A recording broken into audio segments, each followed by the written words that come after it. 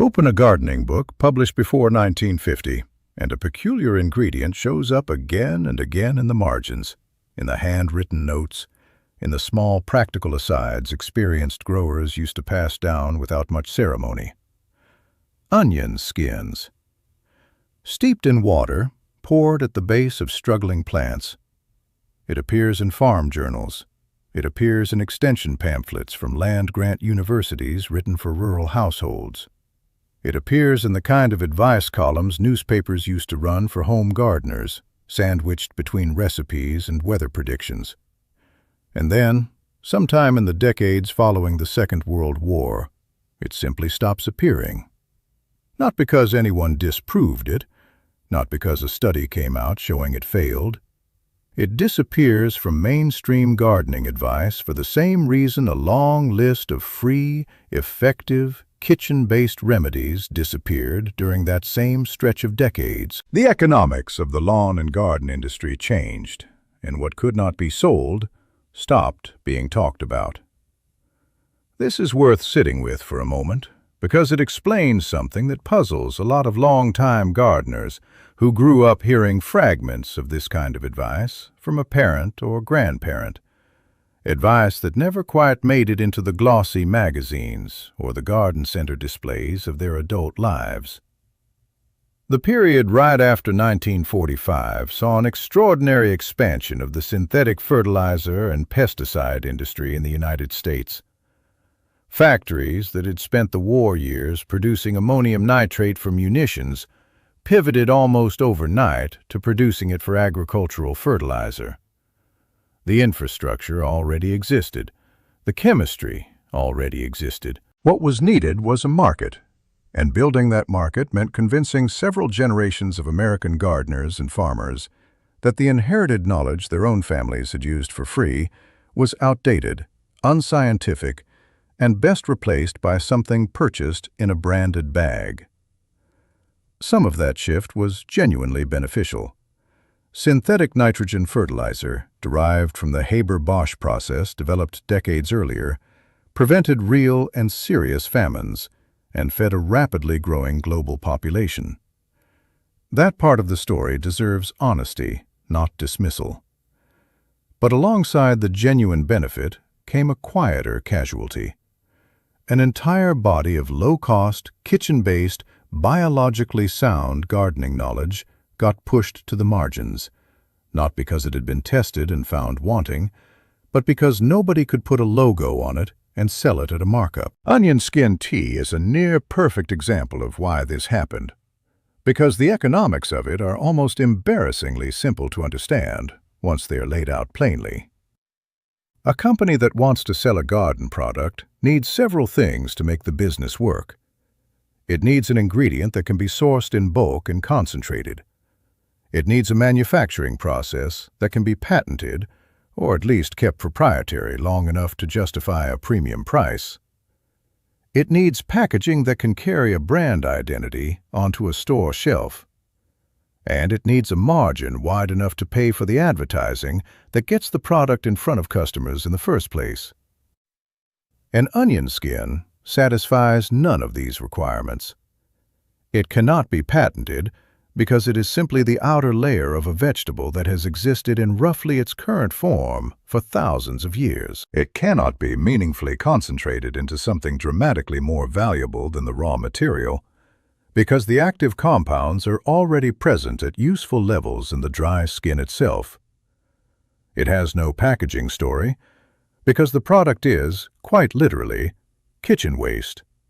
And it requires no advertising budget, because there is no profit margin to fund one.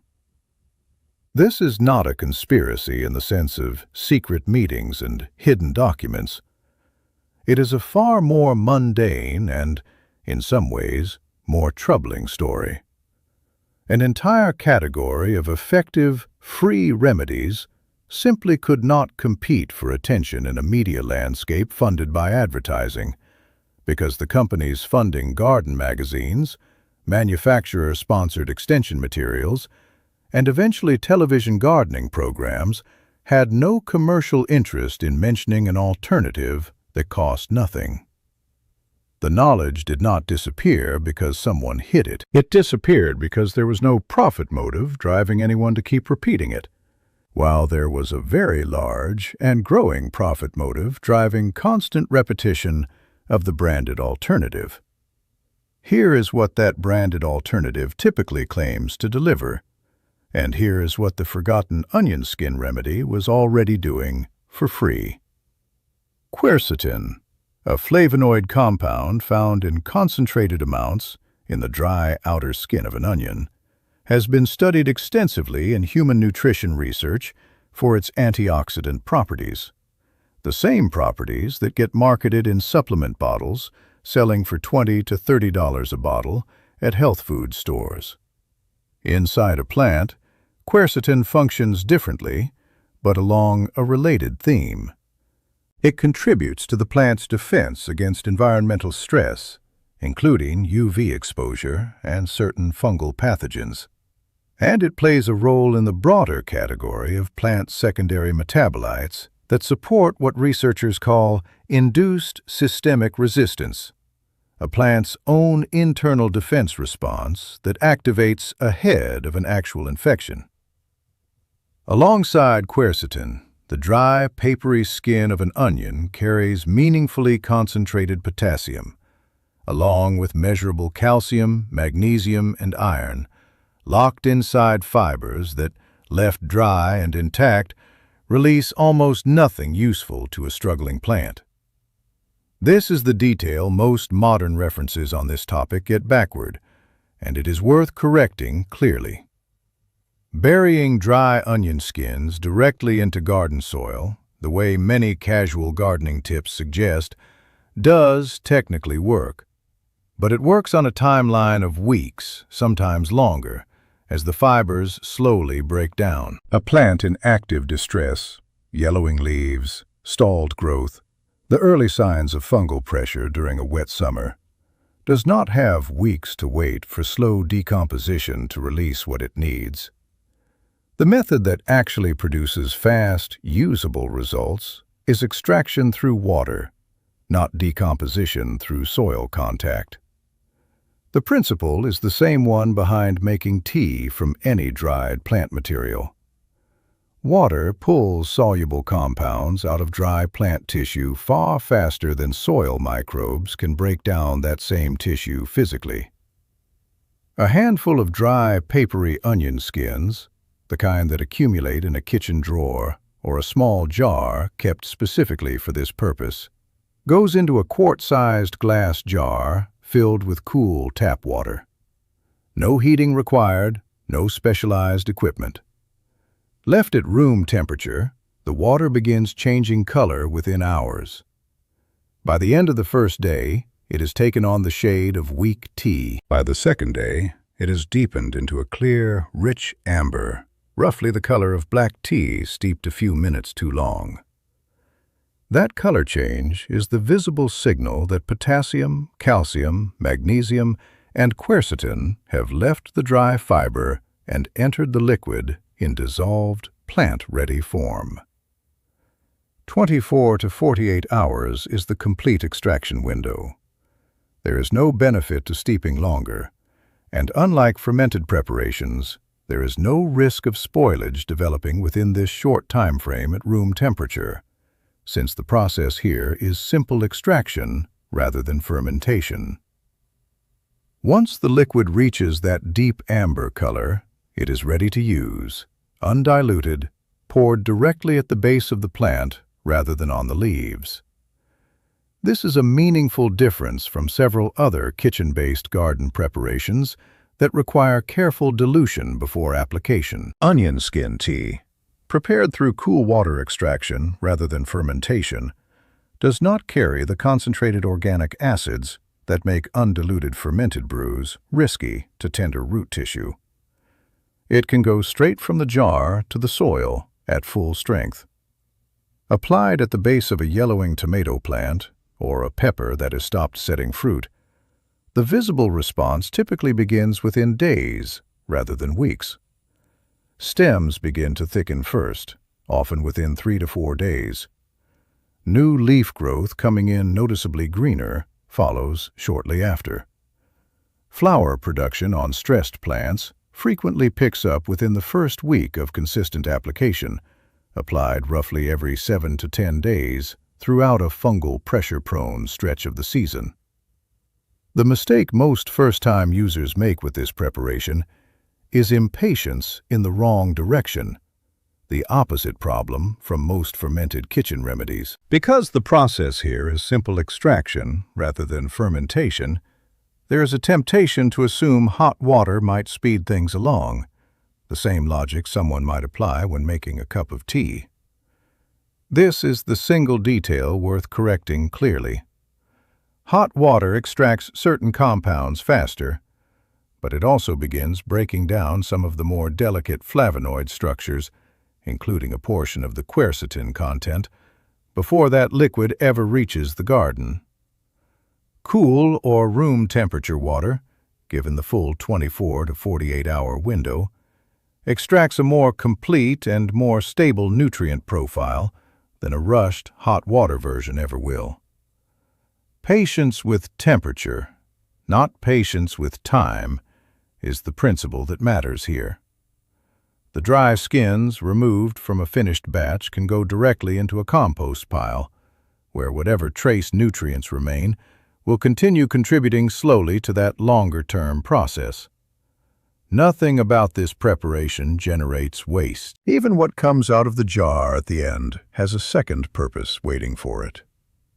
There is a particular kind of clarity that arrives when looking at this method next to the products it has been quietly competing against for the better part of a century, without anyone ever framing it as competition.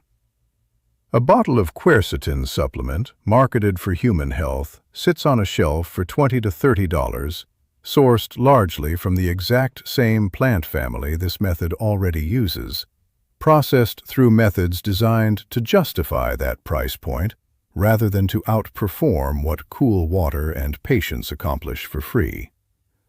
A branded foliar fungicide, promising to support plant immune response during fungal pressure season, sits on a different shelf, often built around compounds that work through a related induced resistance mechanism, priced according to what the packaging and the advertising required, rather than what the underlying chemistry actually costs to produce. Neither of those products is dishonest about what it does. The chemistry behind them is generally sound. What neither of them mentions, because mentioning it would undermine the entire premise of the purchase, is that a comparable mechanism has been sitting in kitchen trash for as long as kitchens have existed, available to anyone willing to spend 2 days and a quart jar instead of $20 and a trip to the store. This is not a story about a single villain or a hidden cover-up. It is a story about what happens to free, effective knowledge inside a media and retail ecosystem built on advertising revenue and profit margins. The knowledge that survives and gets repeated generation after generation tends to be the knowledge someone has a financial incentive to keep repeating. The knowledge that quietly fades from gardening columns and extension pamphlets tends to be the knowledge nobody profits from mentioning, regardless of how well it actually works. Onion skin tea is one small, specific example of that larger pattern, preserved mostly in the handwritten margins of old books and the half-remembered habits of gardeners who learned it from someone else, before the advertising-funded version of gardening advice became the only version most people ever encountered. For anyone standing in a kitchen tonight about to drop another onion skin into the trash, the alternative costs nothing and takes 2 days. A quart jar, cool water, a handful of dry, papery skins, and patience measured in hours rather than weeks. The amber liquid that results does, for free, a meaningful portion of what a $20 supplement bottle and a branded fungicide spray are both built around selling separately. If this kind of honest, historically grounded gardening knowledge is what brought you to Rooted Grace, the like button and the subscribe bell keep this work going every week. Drop a comment below if a parent or grandparent ever mentioned something like this to you in passing, something that never quite made sense until later in life. I would genuinely like to know how many of these fragments are still floating around in family memory, waiting to be understood. The next video in this series goes into a related kitchen extraction method, one that addresses a soil deficiency almost as overlooked as this one, using an ingredient that has survived in folk gardening advice for an even stranger reason. That one is coming next week. Until then, save the skins, fill the jar, and give the water 2 days to do what it has always known how to do.